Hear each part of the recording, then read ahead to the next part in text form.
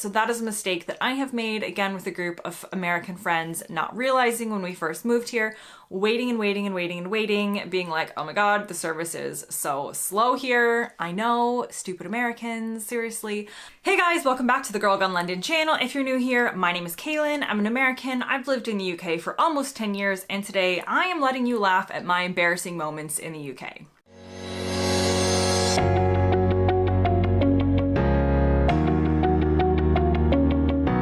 Okay, so I'm someone who strongly believes in laughing at yourself. I like to think I don't take myself too seriously, and also you can't when you live in a foreign country because there are always going to be mistakes that you make and faux pas and just stupid things you do that you have to just laugh at because otherwise you would spend a lot of time adjusting here, being very, very uncomfortable. I feel like no matter where you move to, whether it was a Brit who moves to the US or an American who moves to the UK or someone who moves to any country in the world, there's always going to be some sort of cultural mistake that you make. I do not care all the people who comment things like, you should have done your research before you moved to the UK because then you would have known every single thing about it and nothing would be new and you wouldn't make any mistakes.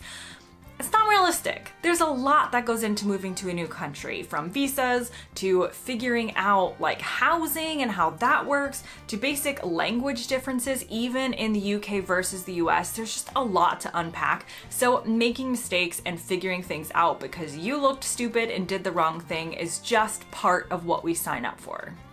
Now, if you like watching videos about life in the UK as an American, definitely make sure to hit subscribe. I feel like I say this kind of in a lot of videos now and it means nothing, but basically it really helps me out. It helps you be notified that videos are available, and who wouldn't want to spend your time watching me in my room talk about the UK versus the US. Also, bonus points if you're a British person watching this and are interested in life in the US. My visa is supposed to come back very soon, which means that I will be on my way to the US in not that long, and I promise I will show you the grocery store aisles, I'll show you the drive-through ATMs, I'll show you all the weird and wonderful things that happen in America, so make sure to hit subscribe for that content later on. Okay, let's get on to the list. So I made a list of the embarrassing moments / mistakes I've made in the UK as basically an ignorant American who wasn't aware of the culture. So let's begin. Number 1, waiting to be served at a pub.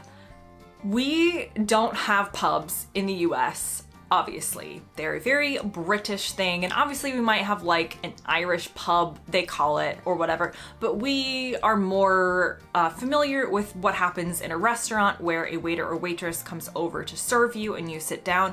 The idea in a pub that looks to us like a restaurant, a lot of them, but the fact that you need to go up and make your own order is often lost on us, particularly when I first moved here about 10 years ago. I have definitely been in that group of American students. Again, I was like 19, so let me off the hook a little bit. But we were waiting at a pub for someone to come and take our orders. Spoiler alert, that's not how it happens. Absolutely not how it happens. You need to, in a pub, go up with your order and tell them your table number if there is a table number. Otherwise, they're kind of just like clock where you are and bring your food to you. But if you sit there waiting, nothing will happen besides people will think that you're stupid, or as what happened to us, I believe, after a long period of time, I think someone realized that we were Americans and had no idea what was going on and did actually come over to tell us what to do. So maybe you'll get lucky, but you should know that just in case. The next mistake I've made is waiting for someone to bring me the bill, or check as we would say in the US, at the end of the meal. So I'll do a whole video about eating out in the UK versus the US, but in the UK, the waiter or waitress is not constantly coming around checking on you. I mean, they are coming to check on you, but not to the extent that they do in the US. And more importantly, they don't give you the bill until you ask for it. In the US, they practically bring it with your food half the time. And this is just our culture in the States. That's how we're used to it working. And you know that you pay when you're finished, but in the UK, they're not going to bring your bill or your check until you ask and are ready for it. You could sit there all night and they just basically think that you're chatting and that you want to be there and you're not ready for the bill yet. So if you want the bill brought to you, you need to ask for it. So that is a mistake that I have made, again, with a group of American friends, not realizing when we first moved here, waiting and waiting and waiting and waiting, being like, oh my God, the service is so slow here. I know, stupid Americans, seriously. Completely missing the idea that service is very different in the UK and that you do need to ask to basically finish your meal and pay the bill, and they're not rushing you out the door like they often do in the US. Okay, the next embarrassing moment I've had in the UK was responding to somebody who asked me, or who said to me, "You all right?" with basically what was wrong with me at the time. So the phrase "all right" or "you all right," which I know probably sounds weird coming from me, it sounds much better coming from a British person, but it's essentially a phrase that means, "What's up? How are you?" There is no actual feedback required on how you actually are. It's a greeting. However, we don't have this greeting in the US, and so it sounds to us like someone is saying, "Are you okay? Something looks wrong with you." So the phrase like, "Are you all right?" in the US is a very like caring thing. It is kind of sensing that something is not okay, probably emotionally, or it could be like physically with someone if they've fallen or something, and saying, "Are you all right?" Does not mean the same thing here. So I was feeling, I think probably like homesick, or maybe it was the winter and I wasn't happy about it, and I was feeling, I'm pretty sure I shared my actual feelings with some poor person who asked me if I was all right. And that's not the answer they expected. So definitely make sure that if you do move here from somewhere else, you get familiar that the phrase "all right" as a question, or "you all right," basically just means "what's up?" Please respond in a non-committal, non-emotional way. Oh, hello there. I can't believe I just did that. Okay, today's question is, if you could live in any country in the world, which country would you live in and why? And I mean like finances and your real life situation. Don't think about those. Just think about which country, not would you like to visit, but which country would you like to move to so that you can experience these embarrassing expat moments for yourself. Comment below and let me know. Interested to hear what people think. Would you go to the US? Would you go to Europe? Would you go to Australia? Would you go to South Korea? Where in the world would you like to try and live? Okay, back to my embarrassing moments.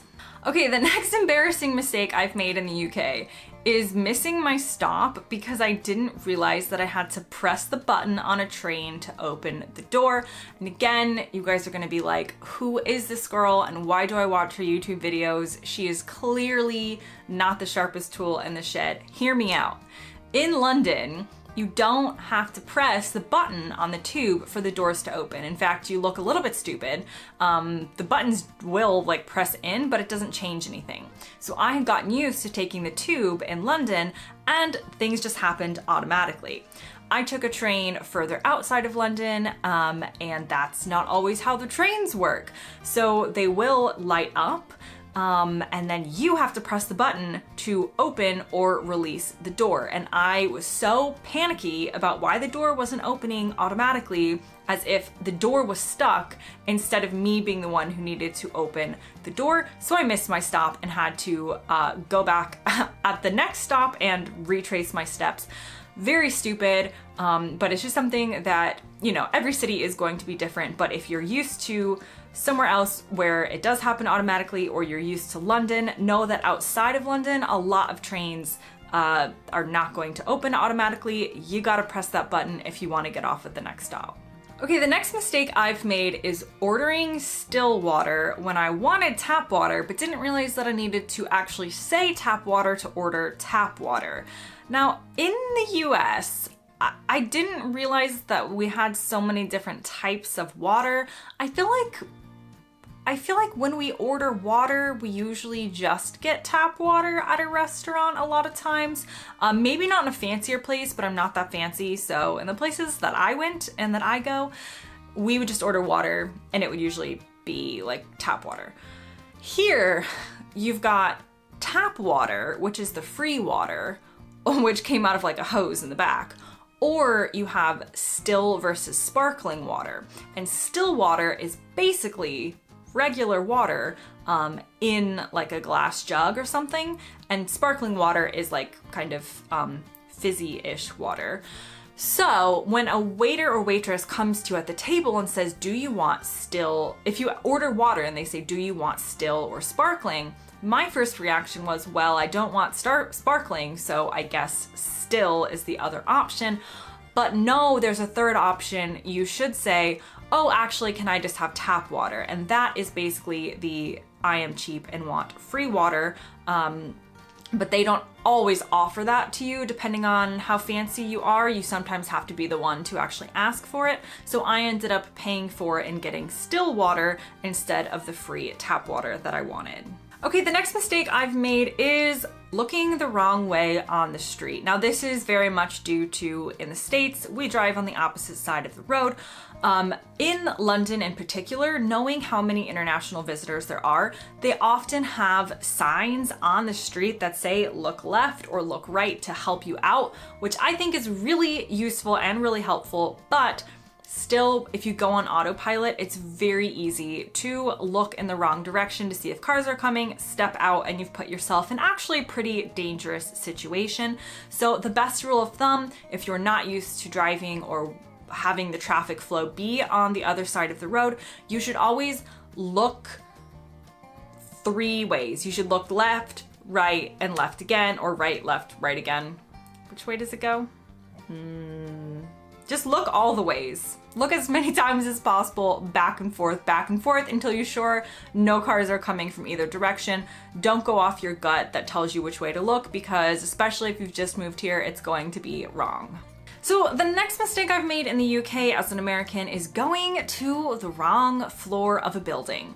So in the UK, the floors of a building start with the ground floor, and that is floor number 0. That is the ground floor. And floor number 1 starts the next one up. So the first floor of a building is not the floor that opens to the street. In the US, we start with 1 as basically the ground, what is the ground floor here, the one that opens to the street.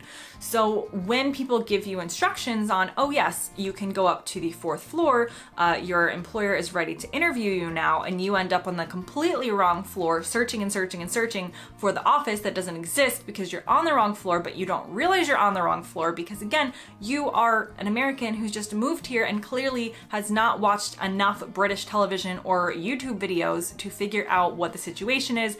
It's very embarrassing. Don't do that. Make sure you keep in your mind that the ground floor of the UK is the first one, and number 1 does not get labeled until you go 1 up from the floor that opens to the street. Okay, the next mistake I've made is a pretty funny one that has to do with language and accents. So depending on where you live, you might be familiar with something called Spar, which in my accent sounds funny to me because everyone around me says spa. It's basically like a convenience store, like a tiny grocery store. We have them in our, in villages around us. And for the longest time, people would say, oh, we should go to the spa shop, or oh, can you pick up some cheese from the spa shop? And or maybe they didn't say spa shop, they just said from spa. And in my head, I'm like, I don't understand why. First of all, that's kind of an odd store to have, but okay, maybe they sell I don't know, bath soaps and things like that. And then people were like, oh, can you get some cheese? And I was like, this makes no sense to me. British people are very strange. Why are we buying cheese in a shop for the spa or in a spa itself? Turns out it's spelled S-P-A-R.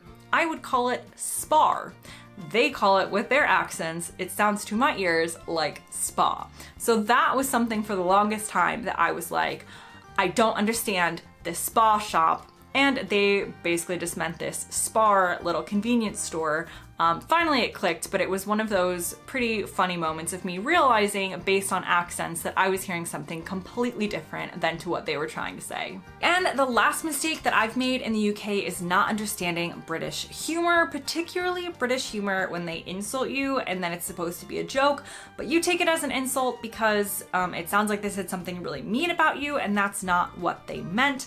I feel like I do have a much better grasp of British humor now, but it's still something that's very difficult to adjust to as an American. A good rule of thumb is a British person is often not going to insult you to your face. They're going to insult you behind your back and talk about you to everyone in the village or the extended family, or just kind of to their significant other. They're not going to tell you to your face, usually, that you are stupid, that they hate you. They're just gonna like smile and pretend that they like you. So if they do insult you, it's probably a joke. Probably. It's just part of the culture oftentimes of like taking the mickey or this kind of like banter. They just often will insult as a means of humor and, funnily enough, of showing that they actually do like you. So if you're an American moving to the UK or living here, definitely try and like read the room. Does this person have a reason to hate you? Again, if they do hate you, they're probably gonna pretend to your face that they like you, because hating someone openly to your face is far too much confrontation for most British people I've met. So if you're insulted, usually take it as a joke. That's just part of the humor. So I made that mistake a lot of thinking that people were saying really mean things about me and I didn't understand, and my feelings were hurt, until I kind of realized that it was part of the humor and just the way, weirdly enough, that they can show affection.